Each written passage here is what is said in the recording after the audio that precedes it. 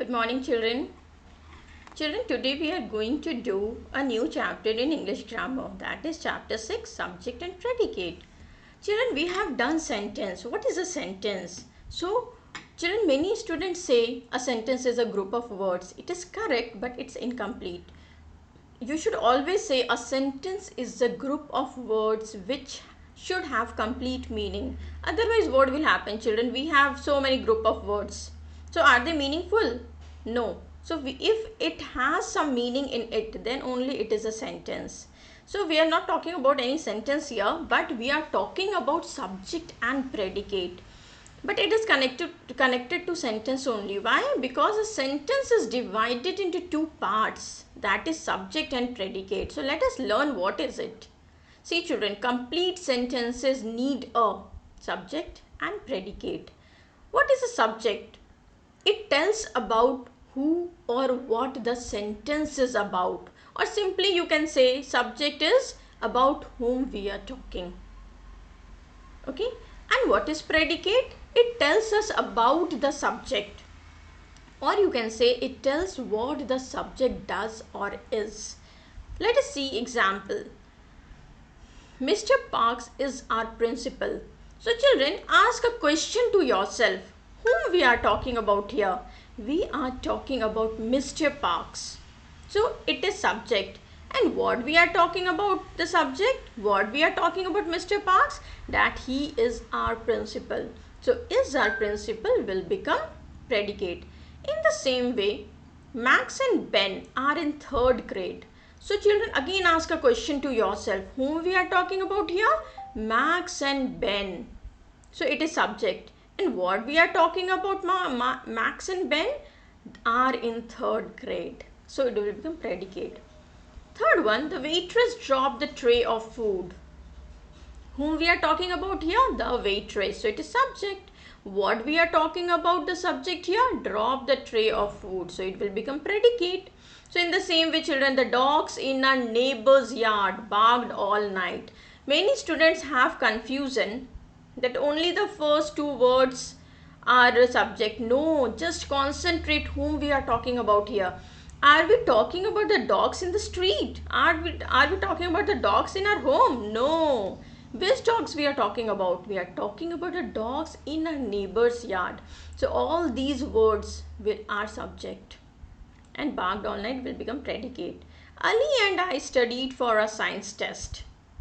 So we are talking about Ali and I, so they are subject. He called his parents after the movie. He is subject.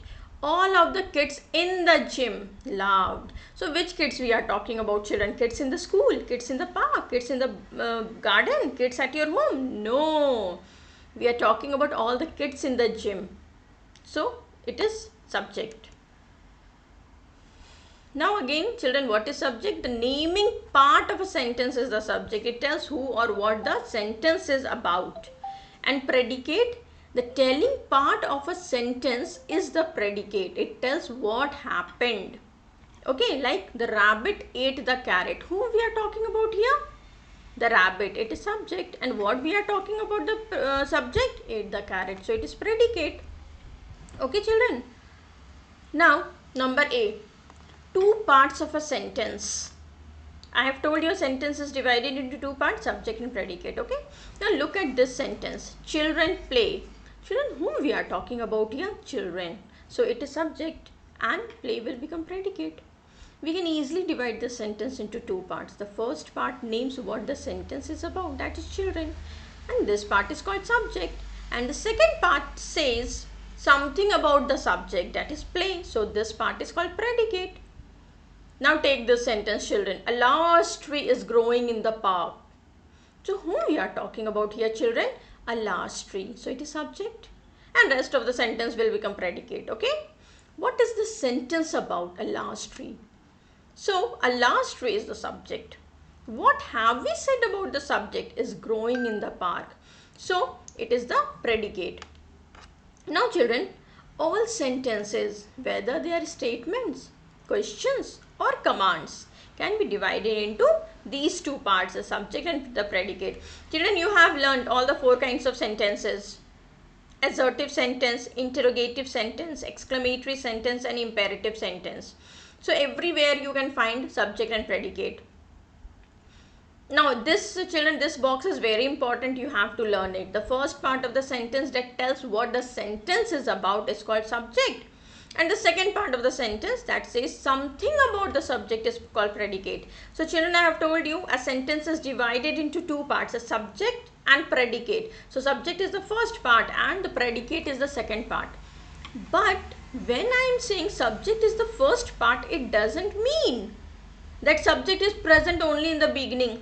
No, subject can be present anywhere, children. Subject is present in the beginning of the sentence, in the middle of the sentence, at the end of the sentence, or sometimes it is hidden also. Sometimes it is not present in the sentence. Why? Because it is hidden.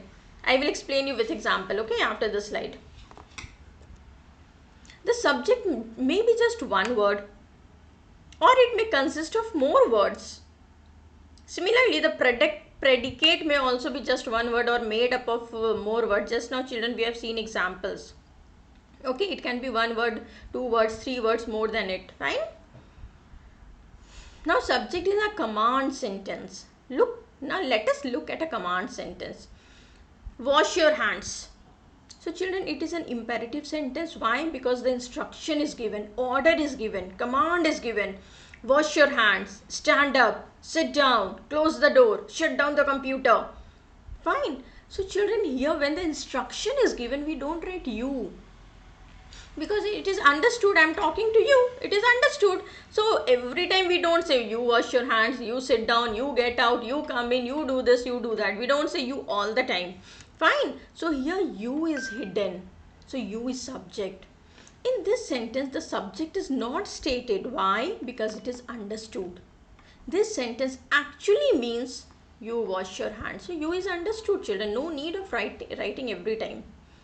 Now in all command sentences like keep up the grass, change your dress, hurry up please, sit quietly, all these are command sentences.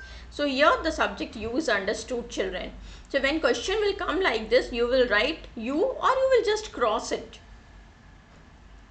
So in all command sentences, the subject is you, which is understood and not stated. Now let us do the book exercise, children. Underline the subject in the following sentences. The travelers stopped several times to take refreshment.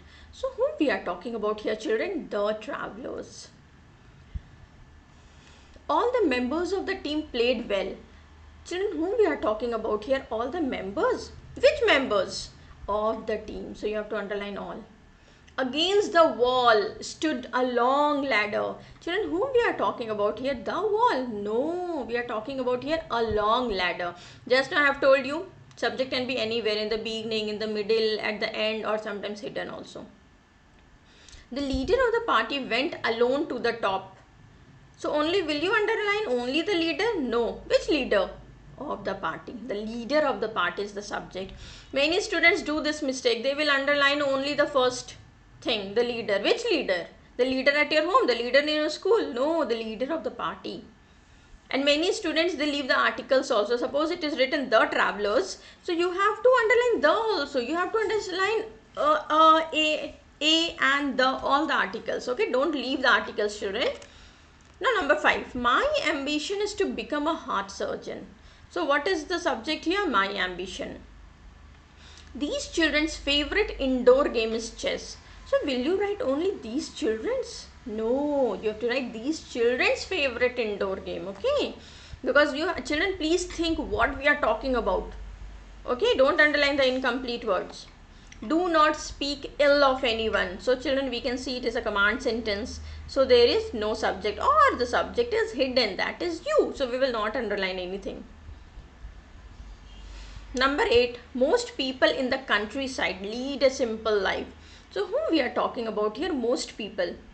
Where? The most people in the countryside. Who brought these beautiful flowers? Whom we are talking about here? These beautiful flowers. On the table lay all his books.